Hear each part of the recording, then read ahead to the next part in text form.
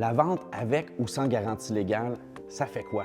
Bien, selon la loi, une propriété est vendue de base avec la garantie légale. Mais c'est quoi la garantie légale? Je donne toujours le même exemple. Si quelqu'un achète une maison, 2 semaines après l'achat, ouvre un mur, derrière le mur, il y avait de la moisissure. C'était là au moment de l'achat, on doit le prouver, mais le vendeur ne le savait pas. À l'inspection, l'inspecteur n'a rien vu, il n'y avait aucun signe, donc c'était vraiment un vice caché, non apparent. Bien, à ce moment-là, avec la garantie légale, l'acheteur va avoir un recours pour demander de défrayer les frais de décontamination au vendeur. Mais il ne faut pas oublier qu'on doit pouvoir le prouver que c'était là au moment de l'achat. Donc, si on ouvre après 3 ans, ça va être plus difficile à prouver. Dans cet exemple-là, si la maison est vendue sans la garantie légale, on ouvre le mur après 2 semaines, on peut le prouver, mais on a acheté sans garantie légale, donc on doit défrayer nous-mêmes la décontamination.